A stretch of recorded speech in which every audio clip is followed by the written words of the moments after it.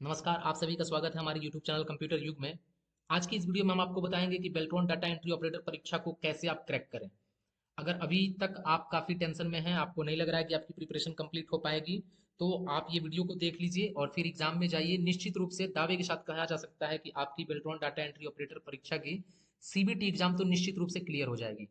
तो आज हम आपको बताएंगे कि कौन कौन से संभावित क्वेश्चंस है जो बेल्ट्रॉन डीयू एग्जाम 2024 में आने वाले हैं। अगर आप इस वीडियो को देखते हैं तो आपका सीबीटी एग्जाम 100% क्रैक हो जाएगा। तो चलिए वीडियो शुरू करते हैं और बताते हैं आज पार्ट 1 के क्रम में 30 क्वेश्चंस के बारे में जो बेल्ट्रॉन डाटा एंट्री ऑपरेटर परीक्षा को क्रैक करने में आपको मदद करेगा। पहला क्वेश्चन है, एक्सेल में H1 से K5 के बीच कुल कितने सेल होते हैं। आप एक्सेल देखे होंगे और एक्सेल में आपको H1 सेल से लेकर के और K5 के बीच कितने सेल होते हैं ये बताना है। तो ऐसा सवाल अगर पूछता है तो सिंपल आपको एक ऐसे लाइन ड्रैग कर लेना है और ऊपर H1 H2 टाइप कर लीजिएगा और वो लिखने के बाद फिर आप इसको सिंपल आप काउंट कर लीजिएगा, HIJK जो भी होता है, तो आप आसानी से निकाल लेंगे। और इसके बीच समय न गवाते हुए हम डायरेक्ट आपको बताते हैं कि इसके बीच टोटल 20 सेल होते हैं। तो ऐसे क्वेश्चंस अगर एग्जाम में पूछे जा रहे हैं तो आपको सिंपल एक बगल में डायग्राम बनाना है और इस डायग्राम को आप एबीसीडी से ऐसे आपको नेविगेट कर लेना है और फिर आप तुरंत इसको काउंट करके बता सकते हैं। तो देखिए ये H1 हो गया, ये 2 हो गया, 3, 4 और 5। तो ये हो गया आपका H1 से लेकर के और K5 तक। टोटल इसमें कितने सेल होंगे आप कैलकुलेट करेंगे और गिनेंगे तो पता चलेगा कि 20 सेल होंगे। तो करेक्ट आंसर पहले का हो जाएगा 20। बढ़ते हैं अगले क्वेश्चन की तरफ। अगला क्वेश्चन हमारा है जो बेल्ट्रॉन डाटा एंट्री ऑपरेटर परीक्षा के लिए संभावित है, हेडर एंड फुटर क्या होते हैं। ऑप्शन होगा, इसका करेक्ट आंसर होगा क्वेश्चन नंबर 2 का पेज के ऊपरी और निचले भाग में शीर्षक। देखिए समय को बिना गवाए हुए और वीडियो को काफी तेजी के साथ हम लेकर के चलेंगे, डायरेक्टली आंसर के बारे में हम लोग बात करेंगे।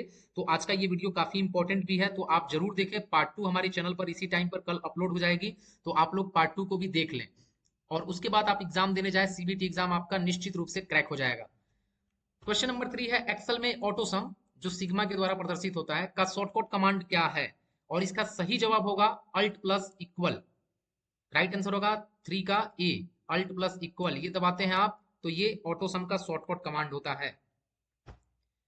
क्वेश्चन नंबर 4 है, एक्सेल में फॉर्मूला बार को चिन्हित किया जाता है। किसके द्वारा चिन्हित करते हैं एक्सेल में फॉर्मूला बार। और फॉर्मूला बार से जुड़ी हुई एक और क्वेश्चन है कि फॉर्मूला बार कहाँ स्थित होता है। तो उसका सीधा जवाब होगा वर्कशीट के ठीक ऊपर। यहाँ पर पूछ रहा है फॉर्मूला बार को चिन्हित कैसे करेंगे, तो इसका सही जवाब हो जाएगा option B, F. Right answer होगा एफ के द्वारा फॉर्मूला बार को चिन्हित किया जाता है एक्सेल में।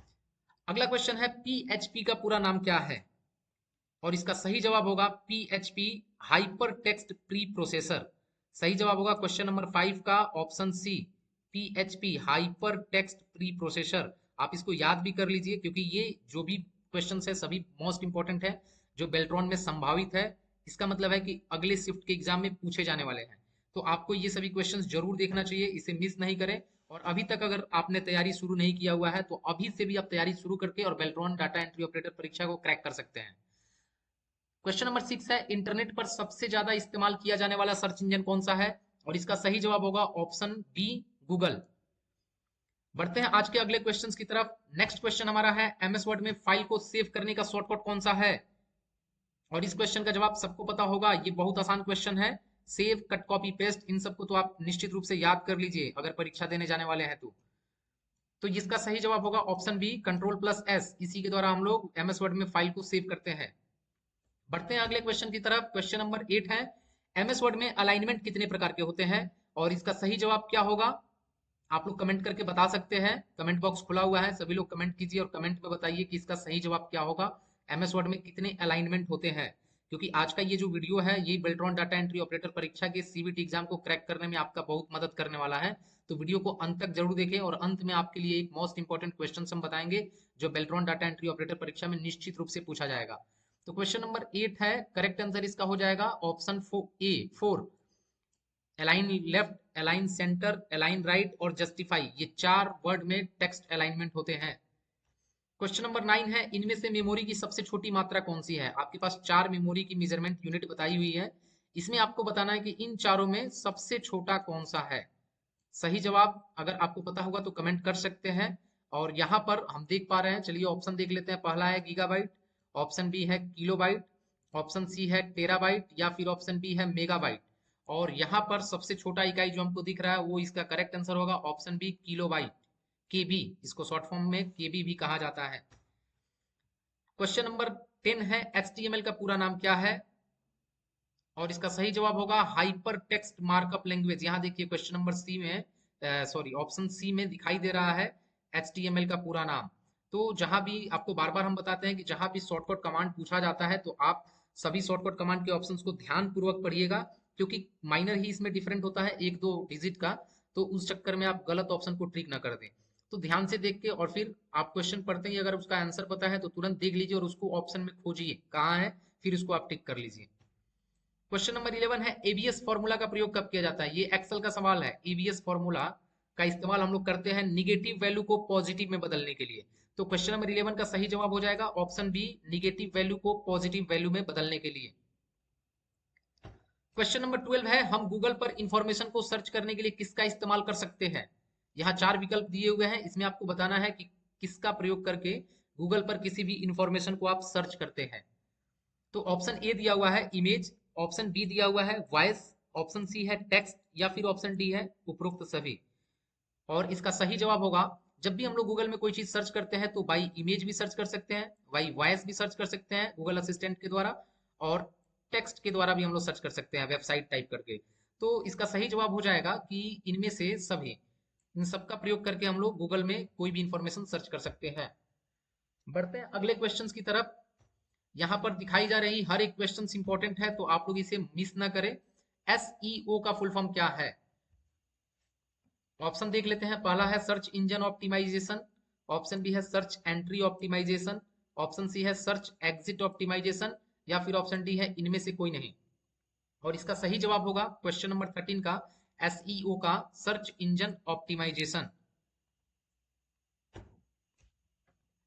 क्वेश्चन नंबर 14 है इफ फंक्शन का सही सिंटैक्स क्या है? ये मोस्ट इंपॉर्टेंट क्वेश्चन है एक्सेल से, जो इस बार सीबीटी एग्जाम में पूछे जाने की चांसेस सबसे ज्यादा है। तो आप इस क्वेश्चन को बिल्कुल मिस ना करें और इफ फंक्शन को अच्छे से देख के समझ लीजिए। और इसका सही जवाब होगा, जब भी हम लोग इफ फंक्शन लगाते हैं तो सबसे पहले इक्वल इफ लिखते हैं, फिर लॉजिकल टेस्ट वैल्यू, और फिर ट्रू वैल्यू और फॉल्स वैल्यू ब्रैकेट के अंदर रहना चाहिए ये। तो इसका सही जवाब हो जाएगा ऑप्शन 2, इफ ब्रैकेट में लॉजिकल टेस्ट वैल्यू और ब्रैकेट के अंदर ट्रू वैल्यू और ब्रैकेट के अंदर फॉल्स वैल्यू, फिर ब्रैकेट के साथ हम लोग क्लोज कर लेंगे। तो इसका सही जवाब हो जाएगा ऑप्शन दूसरा। क्वेश्चन नंबर 15 है एमएस एक्सेल में शिफ्ट प्लस F5 दबाने पर क्या होगा? और इसका सही जवाब होगा find and replace. MS Excel में जब भी हम लोग शिफ्ट F5 प्रेस करते हैं तो फाइंड एंड रिप्लेस का डायलॉग बॉक्स ओपन हो जाता है। यहाँ पर हम आपको बेल्ट्रॉन से जुड़ी हुई मोस्ट इंपॉर्टेंट 60 क्वेश्चन की लिस्ट लेके उपलब्ध है, जो आपकी सीबीटी एग्जाम को क्रैक करने में काफी आसान और काफी मदद करेगा। उस 60 क्वेश्चन का पार्ट 1 आज हम आपको अपलोड किए हुए हैं, इसको आप देख लीजिए। 30 क्वेश्चन कल सेम इसी समय पर हमारे चैनल पर उपलब्ध होगा, आप लोग उसको भी देख के और फिर आप बेल्ट्रॉन डाटा एंट्री ऑपरेटर परीक्षा को क्रैक करने के उत्साह के साथ एग्जाम में जाइएगा। आप सभी को यूट्यूब चैनल कंप्यूटर युग की तरफ से बेस्ट ऑफ लक रहेगा और निश्चित रूप से आप लोग सीबीटी एग्जाम क्रैक कर पाएंगे। क्वेश्चन नंबर 16 है एक्सेल में कौन सा फंक्शन दो या दो से अधिक शर्तों के आधार पर ट्रू या फॉल्स में परिणाम देता है? यहाँ पे 4 आपको फंक्शन दिखाई दे रहा है, इसमें से आपको बताना है कि किस फंक्शन में ट्रू या फॉल्स में परिणाम देता है। और इसका सही जवाब होगा ऑप्शन डी, और फंक्शन में हम लोग ट्रू या फॉल्स में रिजल्ट देखते हैं। तो क्वेश्चन नंबर 16 का करेक्ट आंसर हो जाएगा ऑप्शन डी, और फंक्शन। अगला क्वेश्चन है टेबल ऑफ कंटेंट्स का इस्तेमाल क्यों किया जाता है? ये एमएस वर्ड का सवाल है। एमएस वर्ड के रेफरेंस मेनू में सबसे पहला ऑप्शन आता है टेबल ऑफ कंटेंट्स, और इसका सही जवाब होगा सभी अध्यायों की जानकारी के लिए। देखिए जितने भी पैराग्राफ्स की हेडिंग होती है उन सब का ये इंडेक्स तैयार कर देता है, टेबल ऑफ इंडेक्स। तो यहाँ पर सही जवाब होगा सभी अध्यायों की जानकारी प्राप्त करने के लिए हम लोग टेबल ऑफ कंटेंट्स का इस्तेमाल करते हैं। क्वेश्चन नंबर 18 है सभी पेजों में हेडर फुटर या पेज नंबर अगर आपको शो करना है तो आप किस मेनू में जाएंगे? ये एमएस वर्ड का सवाल है। अगर आपको हेडर फुटर या पेज नंबर लगाना होगा तो आप किस टैब में या किस मेनू में जाएंगे? और इसका सही जवाब होगा इंसर्ट मेनू। हेडर फुटर और पेज नंबर ये इंसर्ट मेनू में ही आपको दिखाई देगा। तो आज का ये जो क्वेश्चंस आप देख पा रहे हैं ये सभी मोस्ट इंपॉर्टेंट वीवीआईपी क्वेश्चंस है बेल्ट्रॉन सीबीटी एग्जाम को लेकर के। तो इन सभी क्वेश्चंस को आपको मिस नहीं करना है, आप इसे कॉपी पन्ने पर उतार भी लीजिए। कमेंट बॉक्स में भी अगर आपको आंसर पता है तो कमेंट कर सकते हैं, आप कमेंट करके बताइए इसका करेक्ट आंसर क्या होगा। अगर आप कुछ गलत बताते हैं तो हम आपको गाइड भी करेंगे, आपके मन में कोई डाउट है तो आप कमेंट में ज्यादा से ज्यादा सवाल करके और अपने डाउट को क्लियर भी कर लीजिए। ऐसे में एग्जाम शुरू हो चुका है, किसी के पास समय है नहीं, तो आपके पास अगर अभी से भी तैयारी करना होगा तो आपके लिए ये वीडियो काफी इंपॉर्टेंट है और केवल इस वीडियो के द्वारा आप अपने एग्जाम को अंतिम पायदान पर पहुंचा सकते हैं। तो क्वेश्चन नंबर 19 है, कंप्यूटर में बायोस का पूरा नाम क्या है? और इसका सही जवाब होगा बेसिक इनपुट आउटपुट सिस्टम। देखिए फिर से आपको एक बार बता रहे हैं कि जब भी किसी टेक्स्ट का फुल फॉर्म पूछता है तो आपको अगर वो फुल फॉर्म याद है तो आप डायरेक्टली उस फुल फॉर्म को ऑप्शन में तलाशिए कहाँ पर है और जहां है वहां ट्रिक कर लीजिए। सबको पढ़ेंगे तो काफी कंफ्यूज हो जाएंगे और गलती से दूसरे को भी आप ट्रिक कर सकते हैं। अगला क्वेश्चन है, माइक्रोसॉफ्ट वर्ड में स्लाइड बाय स्लाइड डॉक्यूमेंट को अरेंज करने के लिए किस ऑप्शन का प्रयोग करते हैं? स्लाइड बाय स्लाइड मतलब अगल बगल में या ऊपर नीचे एक साथ सभी डॉक्यूमेंट को देखना होगा, तो राइट आंसर होगा अरेंज ऑल के द्वारा। ये विंडो मेनू का एक व्यू मेनू में जाएंगे आप और व्यू मेनू के अंतर्गत विंडो ग्रुप में अरेंज ऑल आपको दिखेगा और उसके द्वारा हम लोग सभी विंडो को स्लाइड बाय स्लाइड अरेंज कर सकते हैं। अगला है, किसी भी पैराग्राफ में सारे स्मॉल लेटर को कैपिटल लेटर में बदलने के लिए हम लोग क्या करते हैं? और सही जवाब होगा अपर केस। करेक्ट आंसर 21 का हो जाएगा अपर केस। अपर केस के द्वारा किसी भी टेक्स्ट को अगर स्मॉल लेटर में भी लिखा होगा तो आप उसको कैपिटल लेटर में कन्वर्ट कर सकते हैं। और ये भी जान जाइए एमएस वर्ड में केस कितने प्रकार के होते हैं? Upper case, lower case, toggle case, sentence case और एक आता है टाइटल केस। ये 5 केस भी होते हैं, 4 यहाँ पर विकल्प में आपको दिख रहे हैं और एक टाइटल केस भी होता है। क्वेश्चन नंबर 22 है, मेल मर्ज विकल्पों तक जाने के लिए किस टैब को चुनेंगे? और ये तो अभी तक कई बार ये सवाल पूछा जा चुका है। क्वेश्चन नंबर 22 इस बार मोस्ट रिपीटेड क्वेश्चन में सबसे पहले रैंक पर है क्योंकि ये सवाल कई बार पूछे जा चुके हैं इसी बार 2024 डाटा एंट्री ऑपरेटर परीक्षा में। तो इसका सही जवाब होगा मेलिंग टैब और ये आसान जवाब भी है कि मेल मर्ज विकल्पों तक जाने के लिए हम लोग को मेलिंग टैब चुनना पड़ता है। क्वेश्चन नंबर 23 है, माइक्रोसॉफ्ट वर्ड में जूम स्लाइडर होता है, कहां पर होता है? ऑप्शन दिया हुआ है लेफ्ट साइड में, राइट साइड में, टॉप में या फिर बॉटम में। ये पेज की पोजीशन पूछ रहा है कि पेज की पोजीशन के किस साइड में होता है और इसका सही जवाब होगा बॉटम में। जूम स्लाइडर ये नीचे आपको यहाँ दिखाई देता है और यहाँ से आपको जूम करने के लिए ऑप्शंस मौजूद होते हैं एमएस वर्ड में। ये मैक्सिमम जूम साइज होता है और ये मिनिमम जूम साइज होता है। इसके बीच आप इस चैनल को मूव करके और जितना जूम करना होगा पेज को उतना जूम आप कर सकते हैं। तो इसका सही जवाब होगा बॉटम में, क्वेश्चन नंबर 23 का। देखिए वीडियो हम ज्यादा लंबा नहीं कर रहे हैं, आपको केवल डायरेक्टली क्वेश्चंस बता रहे हैं क्योंकि हमारा मकसद है बेल्ट्रॉन सीबीटी एग्जाम क्रैक करवाना। तो वैसे सभी जो अभी तक बेल्ट्रॉन सीबीटी एग्जाम की तैयारी शुरू नहीं किया है उनके लिए भी वीडियो काफी इंपॉर्टेंट होने वाला है, तो आप वीडियो को अंत तक जरूर देखें। बढ़ते हैं हम अगले क्वेश्चन की तरफ। क्वेश्चन नंबर 24 है, एमएस एक्सेल में चुनी हुई सेलों में फिल्टर को सुचारू करने के लिए किस शॉर्टकट कुंजी का प्रयोग करते हैं? आपको शॉर्टकट से फिल्टर लगाना होगा एक्सेल के वर्कशीट पर, तो आप किस शॉर्टकट कमांड का प्रयोग करेंगे? और इसका सही जवाब होगा फिल्टर के लिए कंट्रोल शिफ्ट और एल बटन हम लोग प्रेस करते हैं एक्सेल में तो फिल्टर अप्लाई हो जाता है। ये याद भी रखिएगा कि फिल्टर का शॉर्टकट कमांड क्या होगा?